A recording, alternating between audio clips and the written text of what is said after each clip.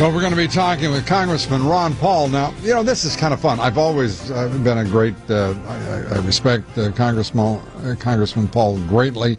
No one has been more diligent in his efforts to bring fiscal sanity to Washington, D.C., and to restore this constitutional republic in all necessary forms. And what's great fun as well for me is to see his son as one of the standout stars as a freshman in the United States Senate, with whom I spoke last night on Lou Dobbs Tonight. So we're delighted to welcome back to the broadcast one of the most respected members of Congress, Congressman Ron Paul, current candidate for the Republican presidential nomination. And Congressman Paul, great to have you back with us here. Thank you, Lou. Good to be with you. Let's start with cut, cap, and balance. I was just talking to the audience about your diligence, your vitality over all these years in trying to bring fiscal sensibility and sanity to Washington, D.C. Why vote against cut, cap, and balance? Because it raised the national debt. I mean, that was the most important reason. It raised it by $2.4 trillion. Mm-hmm. My question is how can you solve the problem of too much debt by raising the debt limit? I understood the other arguments. Well, this is a step in the right direction. This is, an effort to cut, and we're going to have this constitutional amendment. But see, I haven't accepted this argument that cuts 5 and 10 years out and a constitutional amendment might take a couple of years solves the problem of spending. And the only thing we can be responsible for is this coming year's budget. Right. So it'll be another Congress, later on, and they have no obligation to live up to anything that we do. So I just think the problem is so serious that we have to deal with it. And if you raise the debt limit, nothing significant has been done, and I want them to face up to the fact that we're spending too much money. I don't know if you've seen the number of websites, news organizations that they have up on their home pages, Wall Street preparing for Armageddon, trying to figure out, what's going to transpire. But Wall Street firms, suddenly Wall Street firms are a great concern for the liberal mainstream media, Congressman, and they want these Wall Street firms to be prepared if there's default on August 2nd. What are your thoughts? Well, I don't know. You might be a better person to even ask that question, too, because from my viewpoint of just looking at the markets don't seem to be all that disturbed. If they really expected a default on August 2nd, wouldn't you expect it to be a little bit more disruptive and maybe interest rates going up a little bit more than they have? So I don't think that's going to happen, because I personally, just from being around here for a little while, I'm betting that there's not going to be the default that they're talking about where the checks aren't going to go out. Big governments and big countries never do that. They always default by sending out checks with less value in them, and Right. they default, through the depreciation of money. And of course, that I've been talking about that for a long time. I think they'll depreciate the money over and above this idea that they'll default. But I do absolutely believe the debt is unsustainable. We can't pay it down. Debt has to be liquidated, and it's agonizing to do that. And that's why the debt really hasn't been. It's gone up rather than. A lot of that debt should have been liquidated over these last 3 years. The people who ran up that debt, we shouldn't have bailed them out. That part of the debt should have been liquidated rather than putting it onto the taxpayer. Man, did we put something on our back to save a lot of folks who, frankly, weren't worth the effort. Right. It's incredible. Right. Let's talk a little bit about the plans to raise the debt ceiling, because there's been a noticeable dramatic shift in Washington from whether the debt ceiling should be raised or whether it shouldn't to across the board now. I mean, there's one plan trying to outdo the other's plan every day. Right. Whether it's the president's, he was going to have a grand bargain. Vice President Biden was going to lead that small group of bipartisan geniuses forward, and they're going to come up with a solution. Then there's the Gang of Six, which Tom Coburn made the Gang of Five, and then somebody made into a Gang of Six. Then we had cut, cap, and balance, which is the gang of 234, which is the only legislation that has been voted on and passed that would actually raise the debt ceiling with conditions. What do you make of all of this? I think it's political grandstanding. People are, going to the wire to see who's going to get blamed and who's going to maintain power and who's going to win the next election. I think deep down in their heart they know that somebody's going to give, and it's not going to, they're not going to go past that day. I think this is exactly what we did for so long on a continuing resolution. Yeah. We knew they would finally come up with something, but it was always a blame game. Who can be blamed for the problem? And both sides play that, and it's power and blame, and I think that's what they're doing. There for a while, the last day or two, we were told, just hang around, you're going to be possibly voting Saturday and Sunday. But then today they said, no, there won't be any votes. So it's all this maneuvering. They never told us what we might be voting on. but evidently the solution isn't there. But I think this August 2nd date, not that I'm a cynic at all, but August 2nd is about that time, the summer break is coming, and there's a lot of trips planned. And that's one thing that they tend to agree on. We can't. And some of those trips are campaign trips, right, Congressman? Yeah, some people do campaigning, but some people like to go around the world too and take their families with them. I understand. And Senator Harry Reid's just mad as heck at you guys for taking the weekend off.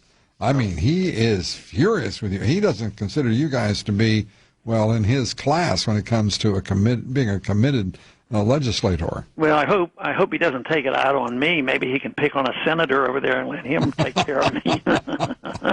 Well, you got one senator. My guess is you'd be looking for an exemption for on that.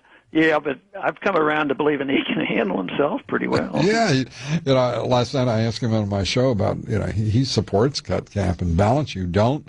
I said, how are you, how's that working? And he handled that, as you would guess, with great aplomb and sophistication, and elevated you both at the same time. Yeah.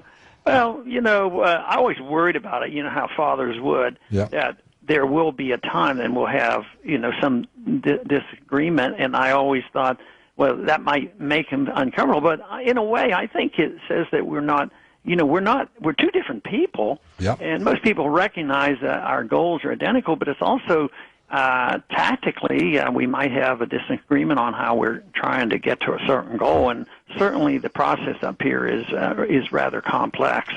And what we've been talking about are the tactics and the procedures and how we're trying to get there. And I probably just have a different viewpoint than he did on this matter. Well, and I think it's to both your credit that your son, as a freshman senator, has shown so much leadership, and also manages to, when he disagrees, he manages to elevate those with whom he disagrees. I mean, that bodes well. As we say out in Texas, that fellow bears watching. So how do you think Speaker Boehner has done so far? Well, strictly, and I told him this the other day after I had made the announcement I wouldn't be running for Congress. He came up and talked to me. He was very polite. And I told him, I said, your politics and mine, we haven't been in agreement all that often because he likes more government than I do. Mm-hmm. I said, you really have run this place better than anybody else since I've been here. So he has a manager of people and the management of the way the floor is run. Yeah. I mean, he has done a very good job, and I think he's very sincere in trying to work this out. He just has, a different understanding about the role of government, and I understand that because my ideas on the role of government is pretty minimal. How little government I want. Right. But I think he's a gentleman and has done his best he can. But I don't think he has the solutions there either at his hand. But I sort of like the way he's managed the affairs of the House floor. Yeah, I was interested to hear what you would say, because Boehner has, I'm going to be straight up, he's surprised me because he's shown the guts and the principle to hold up the Paul Ryan plan. I know that you're not a fan, but I happen to think that was so much farther a reach for John Boehner than I would have ever expected him to stand up to. He did. He advanced it. He has really I just shown a lot more backbone in this contest than I ever expected. Yeah.